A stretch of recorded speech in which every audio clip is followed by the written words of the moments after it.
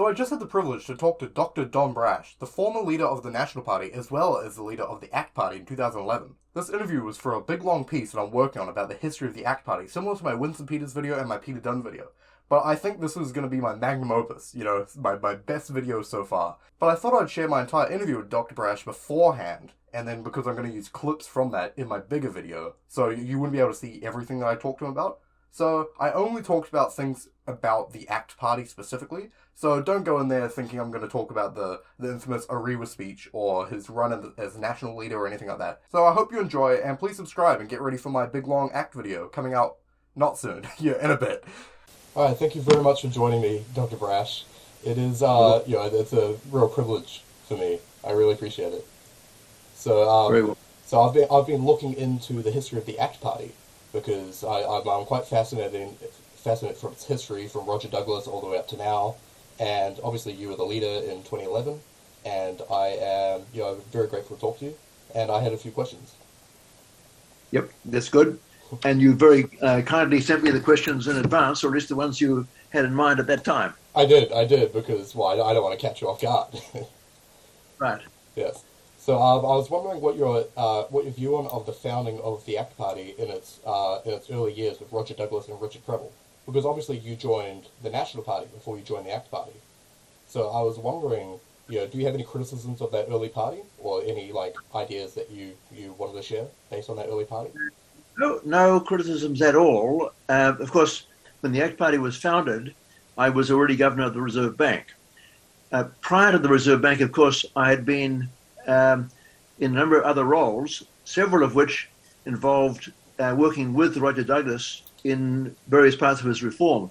You mentioned you've read part of my book, my autobiography. Yes.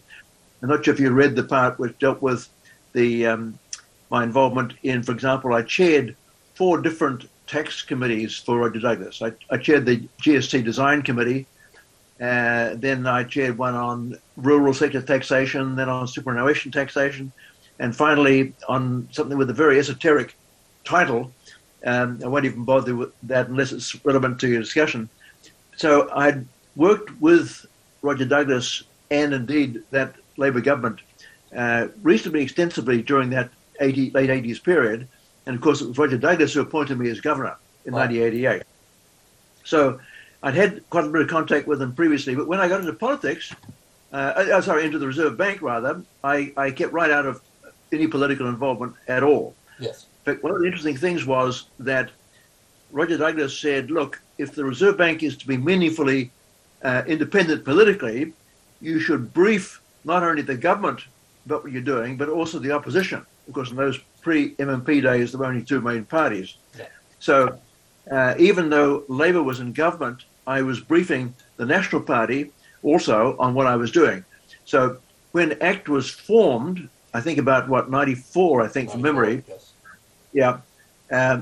Roger Douglas approached me as governor and said, I'd like to explain to you why, even if we abolish income tax, you will not have to tighten monetary policy. Well, I thought that was an interesting proposition. And I agreed to meet with him in Auckland. When I met with him, again about 94, I think it was, maybe 95, 94, 95, he was accompanied by Rodney Hyde. Yes. At that point, Rodney was working for and with Roger.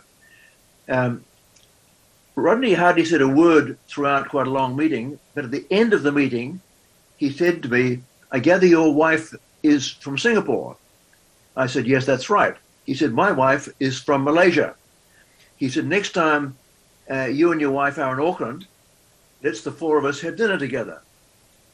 So sure enough, we did that, and we became not just friends, but close friends. And our wives became very close friends. So much so indeed, and we each had 1 son at that point, and they also became close friends despite a 3 or 4 year age gap. We were so close indeed that many Christmas days we would spend together as families. So it was not just a casual friendship, it was a close friendship. Roll on towards the late 90s and early 2000s, I was increasingly frustrated at the performance of the New Zealand economy. It wasn't performing very well at all. Reform was off the agenda.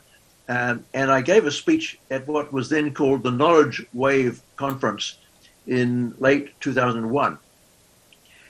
My colleagues at the Reserve Bank thought I should not have given that speech, and in retrospect, that's probably correct, because I basically asked why New Zealand's performance economically was so poor, and I listed a whole range of different things, most of them having nothing to do with monetary policy at all. So I was talking outside my central banking brief, if you like. It prompted Helen Clark to make a comment, as I remember, that if I wanted to make speeches like that, I should be in politics. That was late 2001. Yeah. In early 2002, I was approached by several people who said I should go into politics, National Party, da-da-da-da. I didn't take that very seriously at the time and was very conscious of the fact that as governor, I had to keep right out of any political involvement. Finally, I was approached by Michel Bogue of the National Party, at that point the National Party president, in fact, and asked if I would be a candidate for the National Party. And I had to decide very quickly whether I did anything in politics. If so, would it be with National or with ACT? My philosophical home was probably even then with the ACT Party. But if you look at the ACT Party policies and the National Party policies, they're very, very similar. Yes. They both believe in limited government, low and reasonable taxation rates, equal citizenship, etc. So I could have been comfortable philosophically in either National or ACT. My personal relationship with Rodney Hyde would have led me to join the ACT Party. He was already, of course, a member of Parliament of the ACT Party at that stage. In the end, I didn't do that. I joined the National Party. Why? Because I couldn't see how I could become Minister of Finance as a member of the ACT Party. I see, that makes sense. Yeah.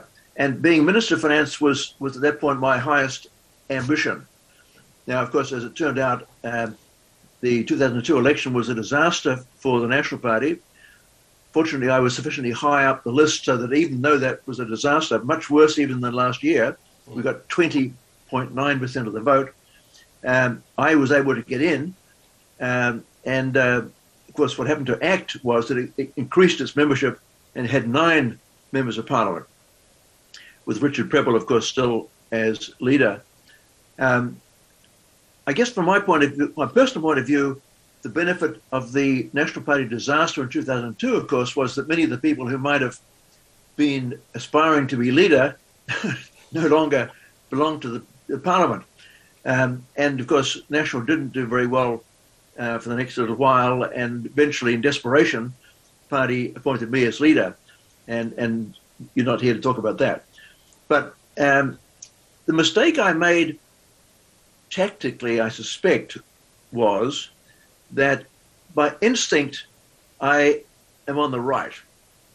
I believe in limited government. I believe in free speech. I believe in personal liberty, etc. And I attracted a lot of support for that position. In 2005, National got a higher share of the vote than it had any previous election since 1990. Better than 93, which was, of course, the first post-the-post election, better than 96, 99, 2002. So in that sense, it was a good outcome. But I had done that, at least in part, by squeezing the ACT Party vote. And that fell to just 2 members of Parliament. Fortunately for ACT, of course, one of those seats was won by Rodney Hyde in Epsom. And somewhat against the ACT Party board's position, I gather, he decided to go for an electorate seat. Previously, ACT had said, we're just going after the party vote.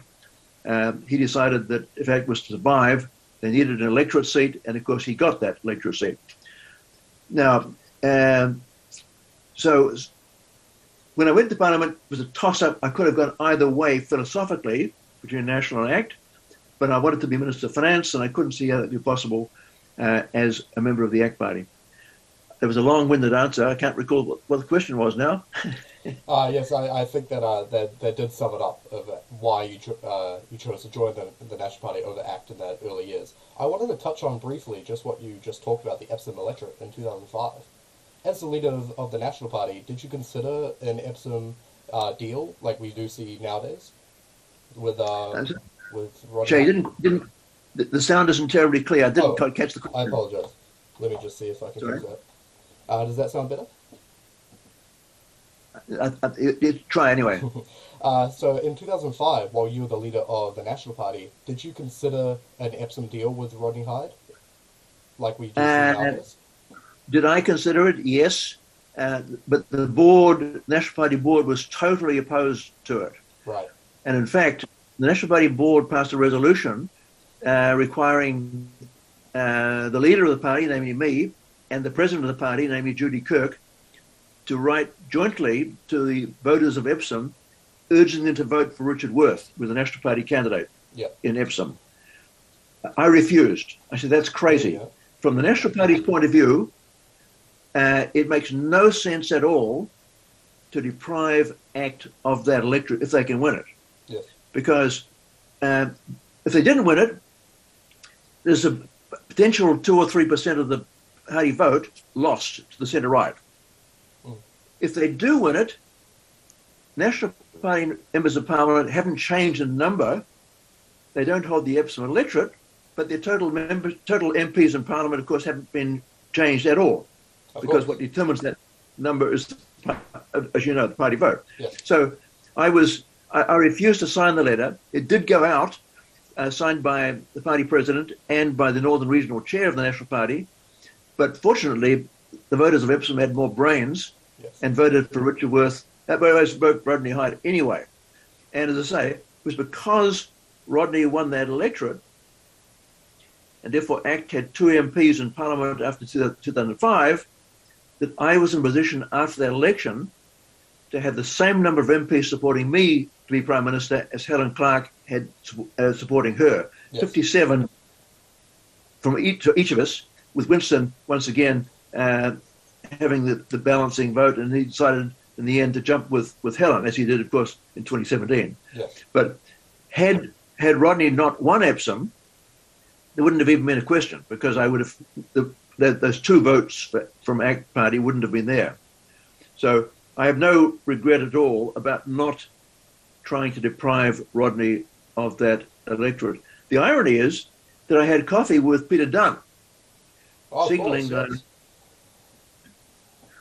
I'm happy to work with United Future, but not with my close personal friend Rodney Hyde, Yeah, very strange. who well, basically the National Party regarded Epsom as probably the electorate from which they got the most generous financial support. Right. And they were worried that if ACT took the electorate, that source of finance for the National Party might dry up. I think that was a misunderstanding of how MMP works, quite frankly. But there we are. Oh, that's really interesting. So, oh, sorry, my questions have just mixed up a little bit. So obviously you joined the ACT Party later after your 2005 election with National, and you ran as leader in 2011. But there seemed to be, I don't want to put words in this, but maybe infighting. It was seen from the public, and there was a great quote from Unfinished Business by Roger Douglas that I really liked and thought it was applicable for this situation. But arguments about differences cripple a party. If they're out of Parliament, if they're out of power, there's no way to keep them off the government benches more. When they're in power, it makes them ineffective, an ineffective government, and is a sure way to defeat. Do you think that categorizes that 2011 situation well, or is there something I'm misunderstanding, or that the public misunderstood about 2011? Well, I mean, forget my leadership bid for a moment. I think the ACT Party between 2008 and 2011 was increasingly divided. Yes. Rodney and Roger Douglas fell out quite big time, and the caucus split, some supporting Rodney and some supporting Roger Douglas. Worse still, Rodney took his then girlfriend, now wife, on a trip to, I've forgotten where it went to, but in any case, he was actually operating within parliamentary rules in taking his partner on this trip.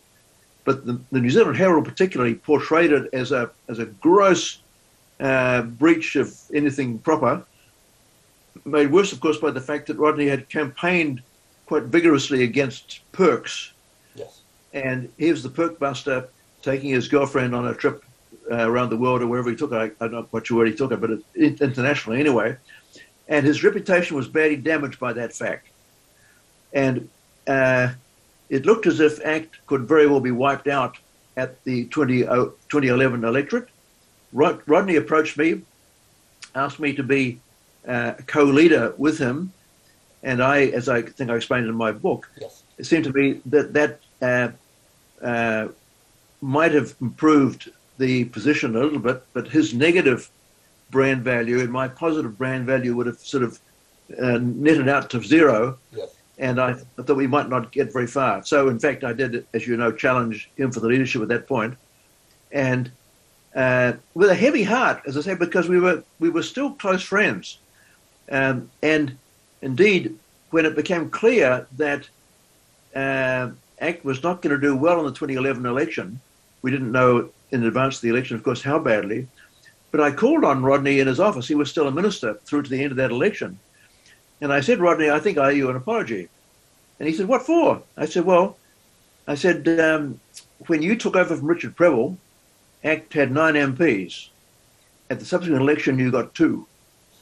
I said, when I took over from you as leader, we have 5 MPs. I don't know how we will have after this coming election, but I don't think it'll be very good. And he was very generous and warm in his reaction, not to worry about that, da da da da. So he was very cordial. Surprisingly, he had every reason not to be cordial. But why did the result go so badly? I think it was partly that in the previous 3 years, ACT had been very divided, as we talked about a moment ago, but partly also that, as I said in my autobiography, several things went wrong. Yes. I mean, John Boscawen, for example, who had argued strongly for a very high place on the list, pulled out as the candidate in the last possible minute. John Banks was very unhappy about the speech I gave, which suggested we should perhaps look at liberalising the cannabis law. And I didn't handle that well. I should have discussed that with him in advance. I'd forgotten, of course, he'd been Minister of Police and was very conservative on cannabis law reform. So that was bad. John Ansell, I think I've mentioned in my autobiography the 4 Johns involved. Yeah, very, very poetic in your biography about the 4 Johns. That's right. Yeah, John Ansell, he's a brilliant creative. I mean, there are few more creative geniuses in the country than John Ansell, but he's also prone to swings of emotion, which a couple of times got us into trouble. And then, of course, John Key also, it was quite clear that John Key was determined that I should not be in his cabinet. So the only way I could avoid that if I got into Parliament as leader of the ACT Party was to make sure I wasn't leader of the ACT Party. Yes. So, as I say, he conspired with John Banks that I should either step down as leader before the election, or perhaps better still, wait till just after the election. Because even Key recognised that doing it before the election would have been a bit of a mayhem. Yes. But the 4 Johns in my life at that point were highly unhelpful, to put it mildly. Yeah. Yes. A thing that I've been researching the ACT Party quite a bit recently for my piece, and a thing I found really admirable about you in the 2011 multi-party debate is when there was a discussion on the MMP voting system, because obviously at that time we were discussing there was a referendum to change to change it to a different system, and you said that you did not like the MMP voting system, or you preferred a different voting system, and everyone laughed at you on the debate and said, "Don't you realise that this is how you're going to get your seat in Parliament?" You said, I've got the quote here. It is not important what is good for the ACT Party, but what was good for the country. Like, I think that's so admirable, and I really appreciate that. But like, do you still stand by that statement about the MMP voting system? Do you think there's a better system? Well, I understood the MMP voting system very clearly, and certainly much better than the National Party did in 2002. they didn't understand it at all at that point. Um, uh, and actually, at this stage, probably, I can't remember what my favorite voting system was at that point, but I had worked out that there was a better system than MMP, and I think it was single transferable vote, STV. I think was the. Yeah, I believe that's what you said. I didn't write it down. Sorry, I don't have it in front of me. Yeah, I think from memory that was but I don't think there's any point at all in being in politics unless you want to change things, and there is so many better things to do with your life. Well, of course. Then, right. Yeah. So while obviously in any political system there has to be a degree of compromise about what you most want ideally and what is feasible. Nevertheless, I was very fortunate indeed because I came into Parliament with an already established career and already established reputation that I could, in fact, I got most of my policy positions accepted by first the National Party and then, of course, the ACT Party. Yes.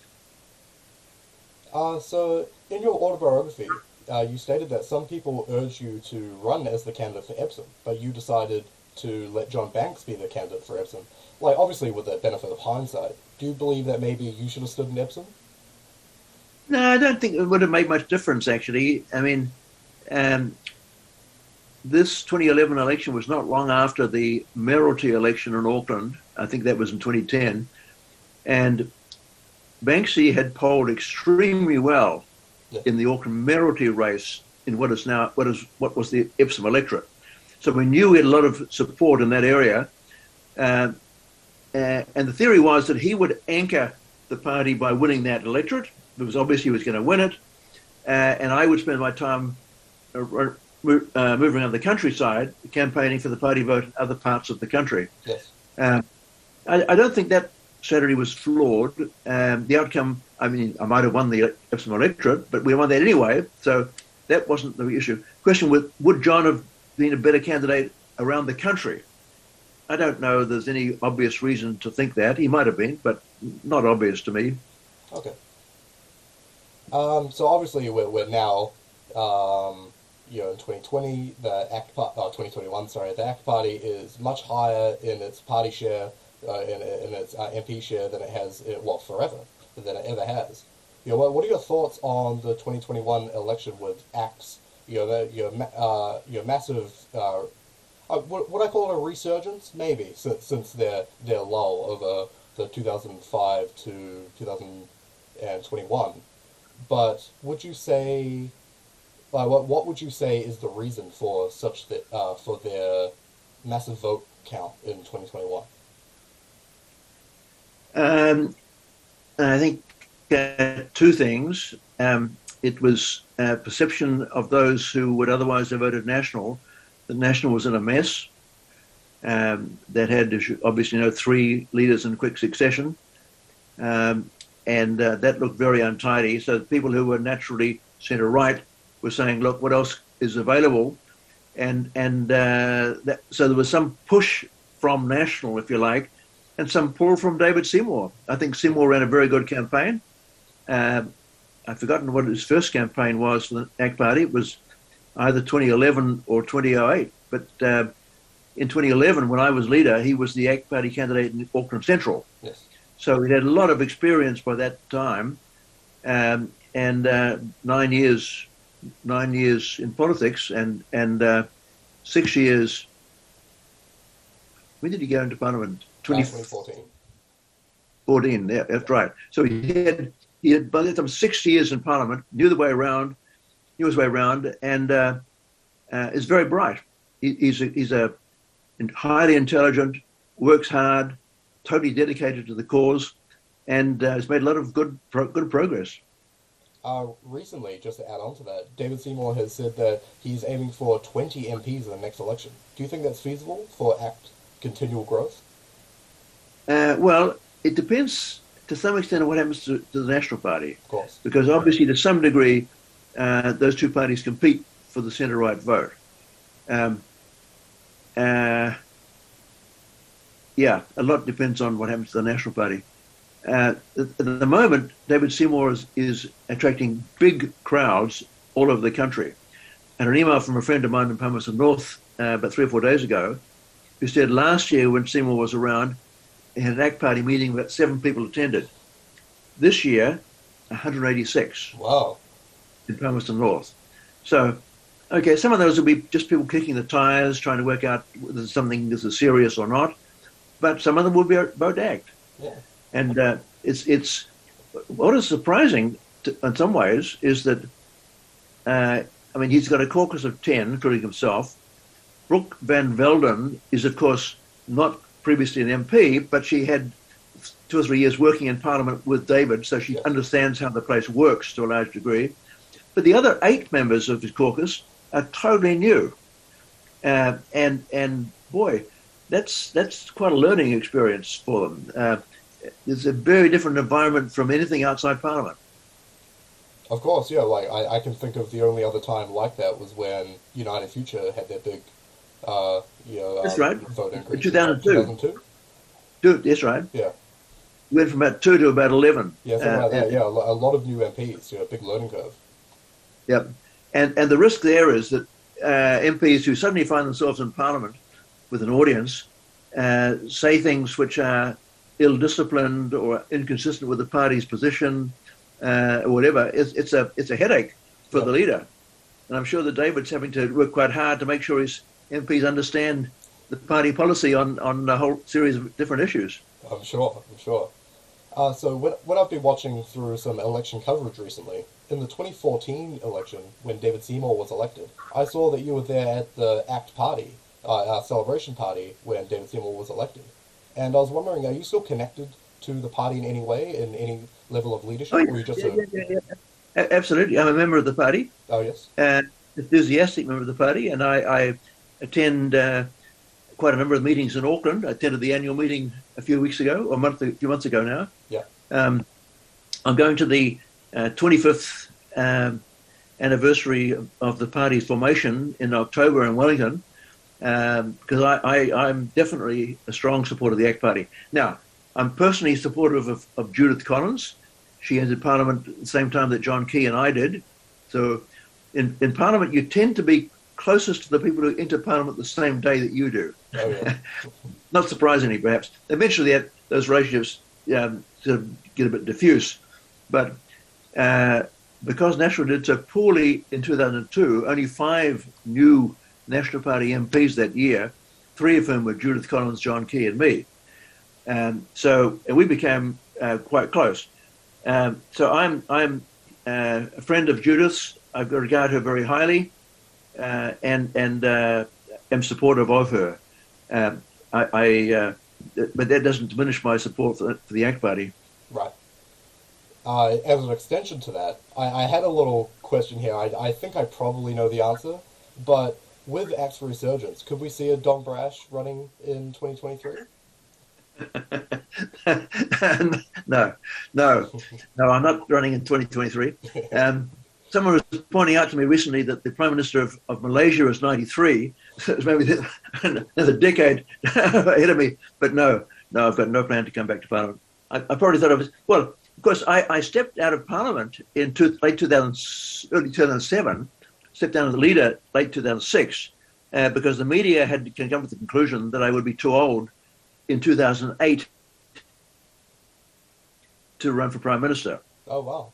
Now, even at the time, I thought that was ridiculous because I would have been 68 at that time. And in 2008, the Republican candidate for president in the United States was McCain, and he was 72.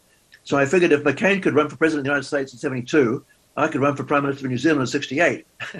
That's a much less responsibility.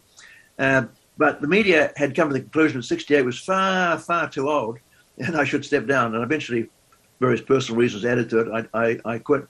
Mm. Wow, that's the end of my questions. I really appreciate so you. Not about to. What's that, sir? Thank you very much. By the way, you mentioned you've read at least the relevant sections of my autobiography. Yes, well, I have it right here. Oh, very, very good. Yeah. You may find that some sections, I don't know if it's relevant or not, but I have one chapter dealing with the difficulty of making economic policy in a democracy. Oh, yes. And I deal with a whole series of popular misconceptions which make making rational policy difficult. And I've got a section there dealing with Rogernomics. And that may or may not be something you've read or may not be something relevant anyway to the ACT Party. But I'm someone who believes that the Roger Douglas, Richard Preble, David Cagle, David Longy, Michael Bassett government was absolutely transformative of New Zealand. People under the age of 40 or so simply don't understand what life was like pre-Roger Douglas. I look back at my own career and think I lost the election for the National Party in 1981, even though I was the third highest polling National Party candidate in the country that year after Muldoon and John Falloon. I was devastated by that fact. I had a huge personal vote for me and so on, and didn't get in, despite having campaigned very hard for it. But looking back, I think, thank heavens I did not get in, because if I had got in, I'd have been sitting 3 years in Muldoon's government, cursing under my breath at the things that what Muldoon was doing, all of which I disagreed with, and then watching from opposition the Roger Douglas government doing all the things I did agree with. And of course, I also wouldn't have been involved in helping with the GST design and all that sort of stuff. So it would have changed my life much for the worse if I had won that election. So it's a good reminder that things which appear bad at the time may in fact have quite positive outcomes in due course. You won't remember the Bell X-15. The Bell X-15 was an aircraft designed jointly by the US Air Force and NASA to test various alloys at very high speed. They resist the heat at very high speed. And the reason, of course, was that they were worried that their intercontinental ballistic missiles might melt on re-entry to the atmosphere. So they were testing various metals for resistance to heat. And this Bell X-15 used to go to 100,000 feet in altitude, came screaming down at some incredible speed. I forgot what it is. Apparently, it still holds the record for the fastest manned flight. Because it came down under full power, with full speed, to mimic what would happen in the event of a missile coming into a target. And I was very impressed by this as a teenager, but noticed the fact that it got to that altitude and to that velocity because it was dropped at 40,000 feet from a B-52. B-52 dropped it out, it then fired its engines, it shot up to 100,000 feet and came screaming down. And I used this metaphor to say I was taken to 40,000 feet, metaphorically speaking, by parents who gave me a good education, stable home, all those sort of things that make it possible for people to develop as human beings. I had all these examples. What did I do with my launch altitude? Having been taken to 42,000 feet and dropped off, what happened then? And I divided the 2/3 of the book is autobiographical. The last third of it is a series of essays.